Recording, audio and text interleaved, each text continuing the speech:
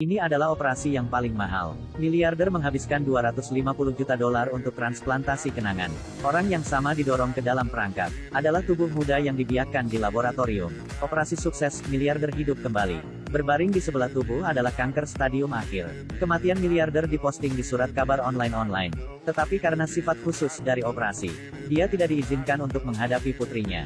Harus merelakan segalanya. Dia dulu tinggal di istana dan makan seperti artis. Jika Anda pergi keluar, Anda harus naik jet pribadi. Saya punya anak perempuan tetapi hubungan mereka tidak terlalu baik. Saya sendiri menderita kanker tetapi uangnya belum habis. Teman-teman memberinya kartu nama. Setelah meneliti, operasi ini bukan hanya tentang uang. Tetapi Anda perlu menambahkan pikiran cerdas khusus. Hari itu saat meneliti teori implan memori. Lalu dia jatuh ke tanah. Setelah diresusitasi, dia memutuskan untuk melakukan operasi.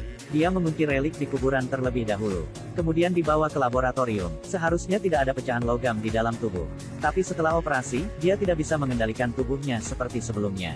Tubuh baru harus terus berlatih, membawa kesadaran dan tubuh menjadi satu. Karena untuk menghindari efek samping, dia juga harus meminum ramuan merah. Dirilis setiap minggu. Tidak butuh waktu lama baginya untuk menyesuaikan diri dengan tubuh barunya. Albright mengatur untuknya identitas baru.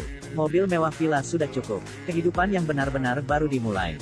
Di lapangan, tubuhnya yang kuat juga membantunya menonjol.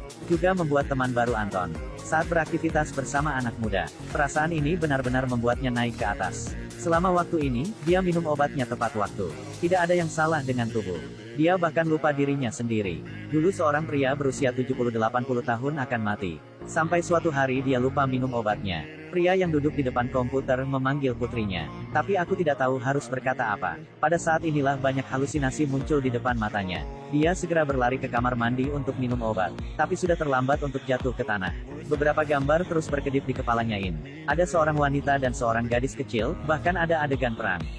Dia bangun, telan pilnya, keringat di seluruh wajahmu.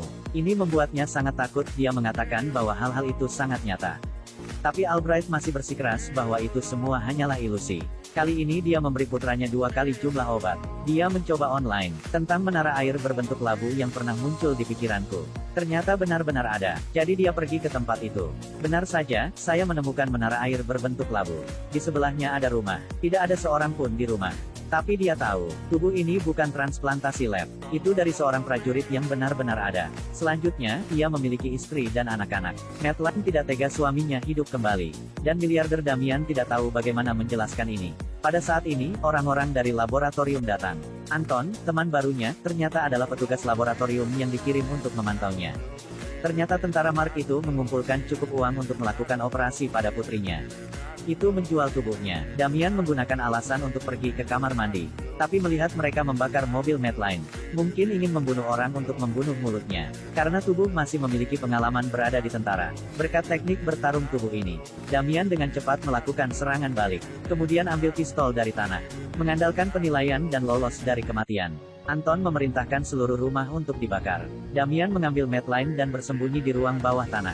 Melalui lubang kecil untuk menembakkan pistol. Tidak butuh waktu lama untuk berurusan dengan orang-orang di luar. Untuk menghindari Madeline yang mengejutkan, Damian hanya bisa sementara kembali ke identitas Mark. Lihat videonya di ponselnya. Dia merasa sangat menyalahkan diri sendiri. Aku merasa egois dan merusak kebahagiaan keluarga orang lain. Anda hanya bisa menyembunyikan kebenaran untuk sementara. Dia mulai mempelajari pidato pendiri laboratorium. Kebiasaannya menyentuh kacamatanya membuat Damian merasa sangat akrab. Bukankah ini baik-baik saja? Namun dokter itu sudah mati. Hanya istri yang masih hidup. Pada saat ini, tubuh tampak berhalusinasi lagi. Dia terpaksa segera mencari obatnya. Damian berbohong bahwa dia adalah seorang mahasiswa PhD. Ingin melihat makalah penelitian, istri dokter memberinya nomor telepon, yang merupakan milik Albright. Setelah menerima panggilan telepon, dia dengan cepat kembali ke rumah. Mengakui diri Anda untuk menjadi seorang dokter. Menggunakan tubuh siswa, tapi cara mencampur ramuannya hanya dia yang tahu. Begitu obatnya dihentikan, maka otak akan disusupi. Tidak lama kemudian, maka ingatan pemilik tubuh ini akan pulih. Dan memori baru akan benar-benar hilang. Damian mengancam dokter untuk membawa saya untuk mendapatkan obat. Tanpa diduga diserang oleh orang-orangnya. Ingin membawa Damian kembali ke lab. Namun tubuhnya saat ini adalah seorang prajurit. Tidak butuh waktu lama untuk mengendalikan orang-orang ini. Dia juga menemukan bahwa orang di depannya adalah Anton yang telah dibangkitkan. Jadi dapatkan obat darinya, lalu mengusir Madeline. Madeline akhirnya benar-benar pingsan. Damian hanya harus menjelaskan semuanya padanya. Sekarang dia tidak punya pilihan lain. jika Damian tidak melindungi ibu dan anak, kemudian mereka akan dikejar dan dibunuh oleh orang-orang laboratorium. Damian pergi ke rumah teman lama untuk berlindung. Teman itu juga tidak percaya. Orang di depanku adalah teman lamaku. Hanya ketika Damian menunjukkan kepadanya perjanjian rahasiamu. Ceritakan setiap detailnya, Anda akan percaya. Saat itulah Damian minum obat Kemudian semua cermin di rumah tertutup. Hal-hal menjadi sangat menakutkan, karena bocah itu duduk di tanah saat 2 tahun lalu meninggal. Ternyata dia juga melakukan transplantasi memori untuk putranya. Damian mengatakan kepadanya bahwa itu sama sekali bukan tabung reaksi bayi. Ini adalah bayi yang benar-benar ada. Anda merasa sangat putus asa. Dia membiarkan Damian pergi, dan aku membiarkan Madeline dan putrinya bersembunyi melalui pintu belakang. Benar saja, tidak lama kemudian Damian diusir. Anak buah Albright ingin mengejar dan membunuhnya. Saat kedua mobil bertabrakan, kecerdasan Damian memecahkan Anton. Tapi Madeline dan putrinya masih tertangkap. Kata kakekmu karena dia takut dokter tidak akan memberikan obat. Jadi saya melakukan pekerjaan sebaliknya. Analisis komposisi obat. Dia menyarankan Damian untuk mencoba hidup dengan baik. Tapi dia bertekad untuk menyelamatkan Madeline dan putrinya Con.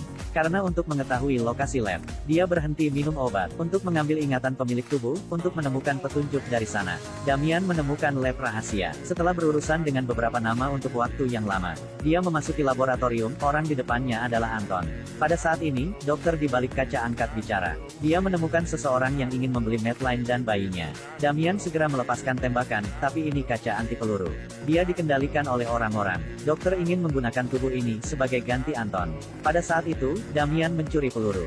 Karena dia tahu itu, jika ada logam, operasi tidak akan berhasil. Setelah operasi selesai, dokter bahkan memikirkan ingatan Anton. Itu berhasil ditanamkan, jadi saya meninggalkannya. Hal pertama yang dilakukan Damian adalah menyelamatkan Madeline. Dokter juga menemukan bahwa operasinya tidak berhasil. Damian mengandalkan kemampuan tempur superior tubuh ini. Terus-menerus berurusan dengan bawahan lain.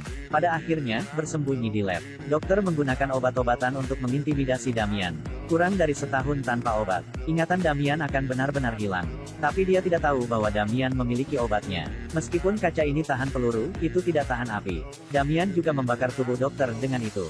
3 orang melarikan diri dari lab. Dia mengatur agar ibu dan anak perempuannya pergi ke Karibia. Adapun saya pergi ke putri saya dan memberinya surat. Mengatakan bahwa sebelum ayahnya meninggal, dia memintanya untuk memberikan surat ini padanya. Isi surat itu adalah apa yang ingin dia katakan kepada putrinya bersama dengan permintaan maaf. Lalu dia pergi, bangun keesokan harinya. Hal-hal di depan mataku menjadi sangat aneh.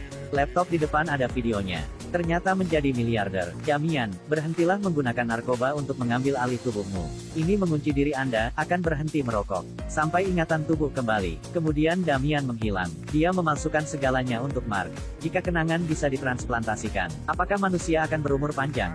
Ingatlah untuk mengikuti saya.